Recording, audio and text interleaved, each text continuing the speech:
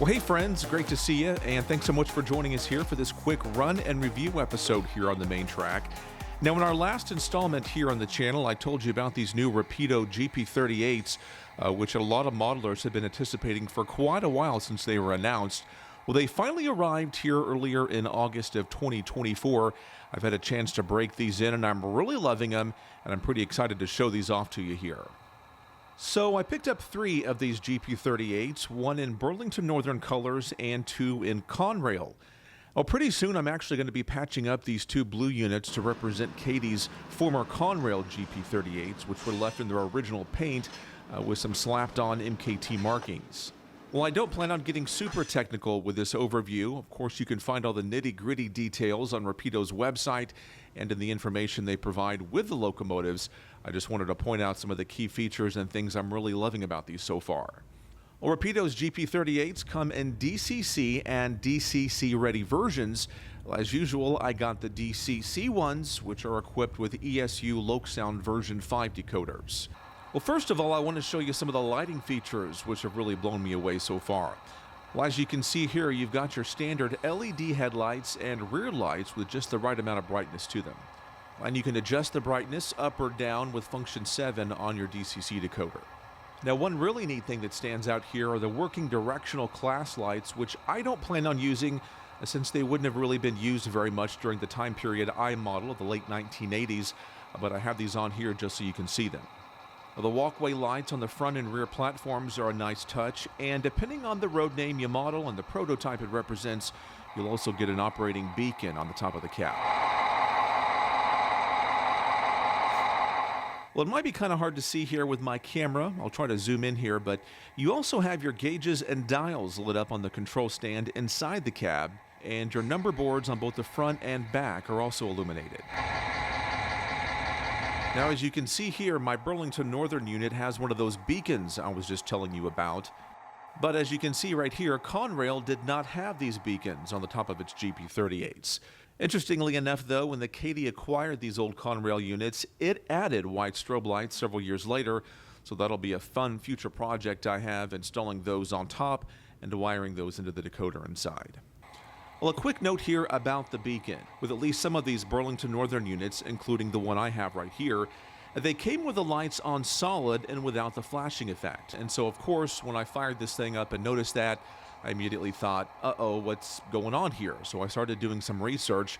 Well, our friend Ryan over at Iron Planet Hobbies told me about a pretty easy solution using Loc Programmer or JMRI and manually changing the lighting pattern to rotary beacon. Well, unfortunately, thanks to my JMRI system not cooperating fully with my most recent Mac computer update, which is a story for another time, I was not able to change the setting here for my beacon. So the other Ryan over at Iron Planet was able to fix me up, and so as you can see here, we are good to go with the flashing beacon on top now. Well, now taking a look, or I guess a listen, at the audio for these GP38s.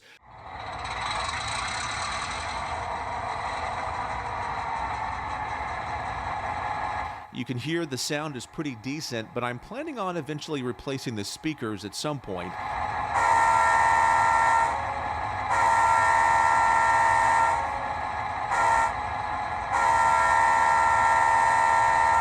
I personally think the sound and horn options on the LoCSounds are much better than what I've been able to get from Tsunami 2 decoders, but that's just a personal preference. One of my favorite things about the LoCSound unit is the wheel flange squeal, which is function 3, which is always a nice, cool effect. Well, as comes standard with these LoCSound decoders, you've got several different horn options to customize for whatever road name you have. You've also got really good sound for the bell, and the dynamic brakes, and of course the most important part, the prime mover.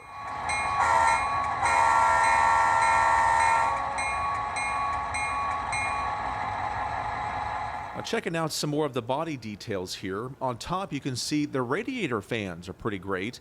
Well, these are actually from Cannon and Company, which is known for its fantastic aftermarket locomotive detailing parts.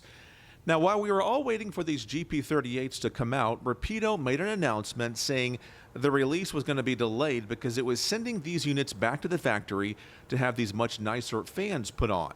Well, of course, I don't know what the original fans looked like, but I think they'd be pretty hard to beat what you have here on the final product. Well, I've always been a fan of what Rapido calls its dead straight metal handrails with plastic stanchions, and they look to be living up to their name so far and definitely have a lot of strength to them. And while we're along here, I'll show you these really nice see-through metal steps. Rapido has also included very nice metal scale couplers on these, so you're not going to have to change those out like you have to do a lot of times with locomotives that come from manufacturers that install plastic couplers. Well, of course, these are just a few of all the details on the Conrail and Burlington Northern units. The other road names also have some really nice customized detail parts matching their respective prototypes. You can see the colors are great and the letters and logos are nice and crisp. And from what my eyes can tell, the green used on these is pretty close to the shade the being used in real life. I also like how my Burlington Northern unit has Springfield on it, denoting its home base of the diesel shop here in one of my hometowns of Springfield, Missouri. And likewise, some of the other being units here offered by Rapido in this GP38 line have Denver stenciled on them. Now, operations-wise, these things run super smoothly. I'm not finding any jerky stops or starts, and the handling and momentum are pretty nice. Now, the audio of the prime mover is in pretty good sync with my throttle input, and this is pretty nice. When you turn the decoder audio off, you can hear the sound of the motor is almost silent, so I guess I should say lack of sound. Now, another thing that I really like about these GP38s is Rapido has installed its MoPower system on these. Now, it's a very similar system to Keep Alive.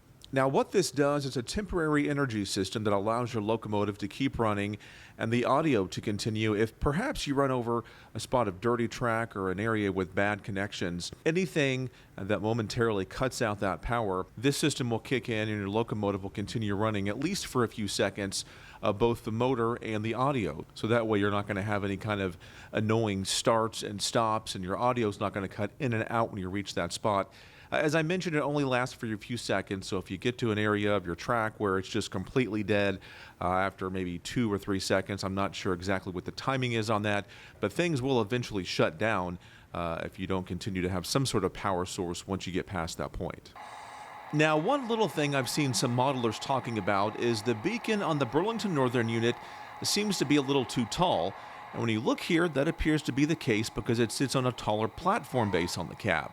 Now, I started looking through a lot of prototype photos, and honestly, I could not find any beacon sitting quite this high up on any of BN's GP38s or any of its locomotives for that matter. There could be some examples out there in photos, but I'm just not running across those. Well, I'll be honest with you, the size of the beacon is a lot more noticeable when you're down looking at eye level, but it doesn't jump out at me quite as much when I'm viewing things from up above, which I do, being a tall guy. Or when the beacon is actually running, the light actually serves more of a distraction to your eye, so you're not really looking at the size of it.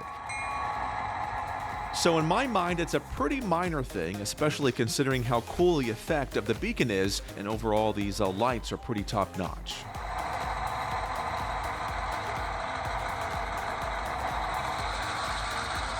So there you have a pretty quick basic run and review of these brand new Rapido GP38s. Let me know your thoughts on these units, or any other Rapido locomotives for that matter. Be sure to shoot me a quick comment down below after you've liked and subscribed to the channel here, and I'll be looking forward to hearing your take on these. All aboard and all the best. We'll see you next time right here on the main track.